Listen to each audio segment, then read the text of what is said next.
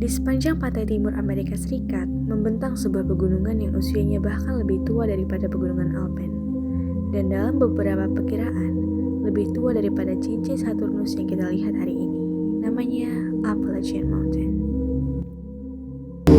Ryan, open up. Who is this? Ryan, come here a little further.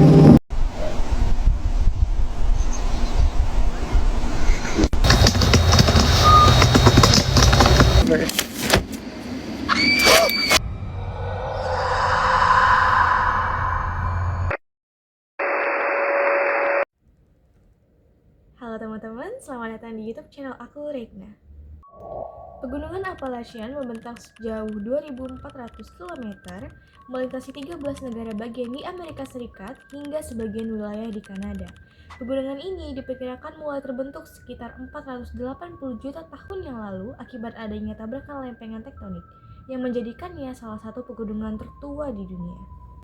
Selama ratusan tahun, masyarakat yang tinggal di sekitar pegunungan Appalachian mewariskan berbagai legenda tentang makhluk misterius, suara-suara aneh, hingga larangan untuk keluar setelah matahari terbenam. Namun, tidak semua legenda tersebut lahir hanya untuk menakut-nakuti. Di sini dikutip dari Leslie J. Anderson, seorang penulis dan penyair horor yang berbasis di Ohio.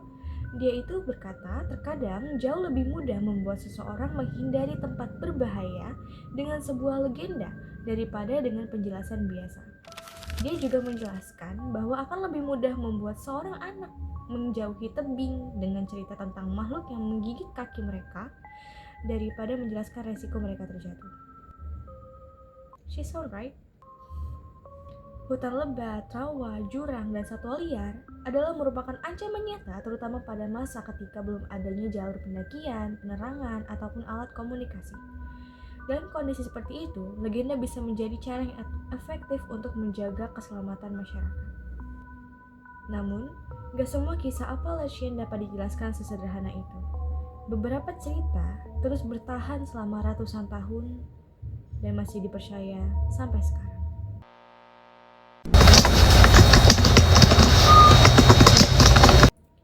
Video itu aku ambil dari TikTok-nya Morgan Lambert yang memiliki lebih dari 40 juta views sekarang dengan caption, "Kalau kalian di rumah sendirian dan mendengar siulan, pura-pura gak denger aja."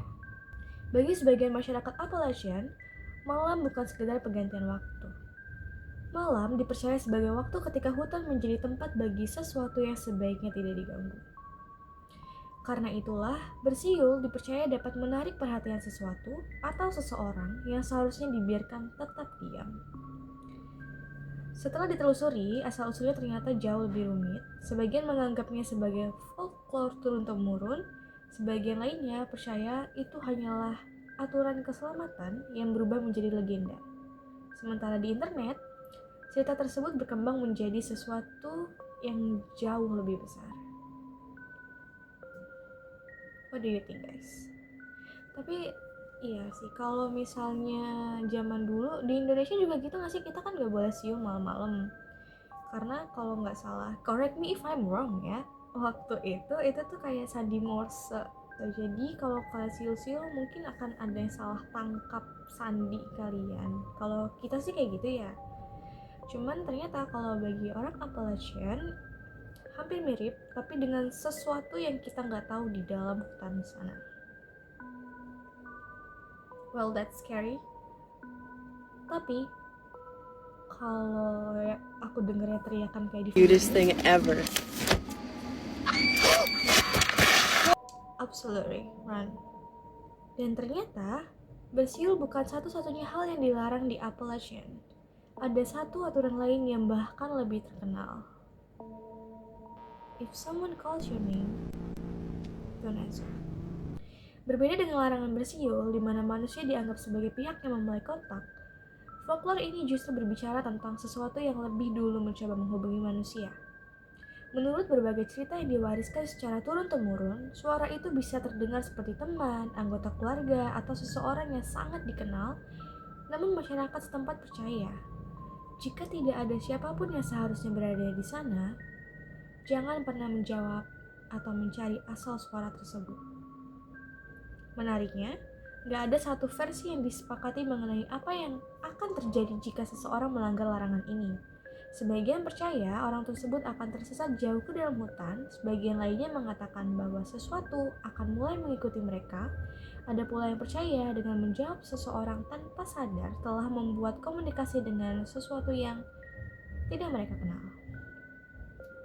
Terlepas dari berbagai versinya, hampir semua cerita memiliki satu pesan yang sama, yaitu jangan jawab. Mungkin aku tahu deh soal ini. Ini tuh kayak terkenalnya kalau di TikTok mimik.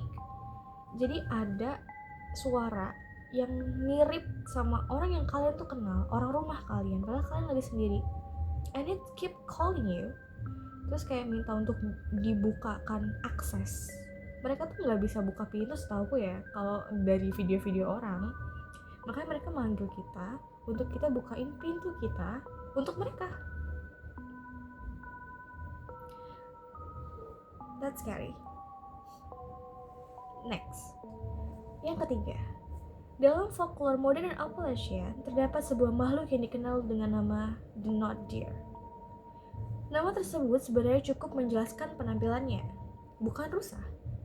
Atau lebih tepatnya sesuatu yang terlihat seperti rusa, tetapi ada yang salah dengan rusa itu.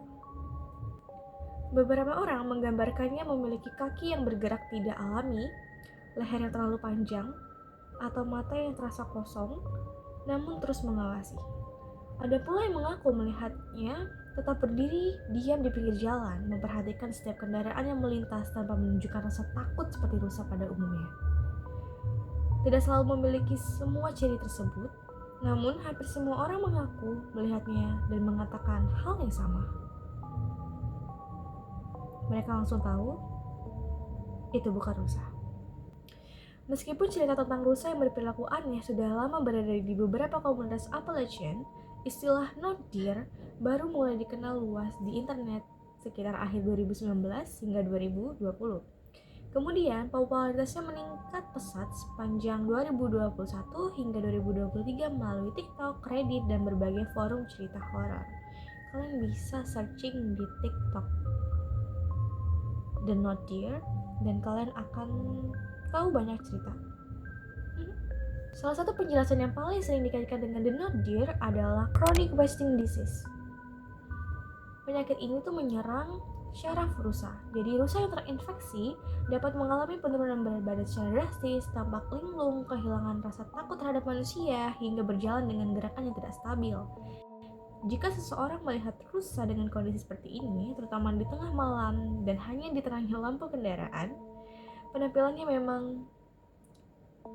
bisa terasa sangat tidak biasa. Lalu faktor kedua, ilusi di malam hari. Selain itu, kondisi hutan pada malam hari juga dapat mempengaruhi cara manusia memandang sesuatu. Of course, pencahayaan yang minim, bayangan pepohonan, kabut, hingga sudut pandang yang terbatas dapat membuat seekor rusa bisa terlihat jauh lebih besar, lebih tinggi, atau bergerak dengan cara yang terasa aneh. Meski demikian, semua penjelasan tersebut belum tentu mampu menjawab setiap cerita yang beredar. Sebagian orang tetap yakin bahwa mereka melihat sesuatu yang tidak dapat dijelaskan. Sementara yang lain percaya bahwa The Not Deer hanyalah gabungan antara kondisi alam, penyakit pada satwa liar, dan cara kerja persepsi manusia. Dan mungkin disitulah misteri sebenarnya berada. Sekian hari ini, misteri apa esok hari? Bye-bye. Kenapa aku ngambil topik The Appalachian Mountain? Karena aku tertarik, jujur. Banyak banget di FYP aku tuh lewat cerita-cerita tentang Appalachian Mountain. Dan yang paling banyak itu soal The Mimic. Yang kalau ada yang manggil kamu, jangan jawab. Itu paling banyak. Dan ada videonya. Kayak how? Sebenarnya banyak banget yang bisa aku bahas untuk video kali ini. Cuman karena berhubung ini masih pembukaannya, jadi kayaknya aku tes ombak dan dikit-dikit aja. Appalachian itu luas banget. Dan terlalu banyak misteri di dalamnya. Dan banyak banget yang bisa dibahas, jujur aja. kan kita cuma bahas mistiknya sedikit ya, sedangkan makhluk legenda mereka juga banyak banget dan itu juga menarik banget untuk kita bahas. Mungkin aku akan bahas di video selanjutnya. What do you think, guys? Aku tuh bikin video ini dengan dua perspektif. Aku memberikan kalian misterinya, tapi aku juga memberikan fakta duniawinya. Terserah kalian mau percaya yang mana. Di Indonesia sendiri juga ada cerita-cerita kayak gitu, tentang gak boleh siul malam, tentang suara aneh, mimik di Indonesia juga ada. Tapi aku nggak tahu sih di Indonesia itu nyebutnya apa ya, nggak familiar. Tapi banyak juga kan cerita-cerita kayak ya aku lagi di rumah sendiri tapi aku dengar mama aku panggil namaku or something kayak gitu, and aku sendiri pernah punya experience tentang itu, so I believe that.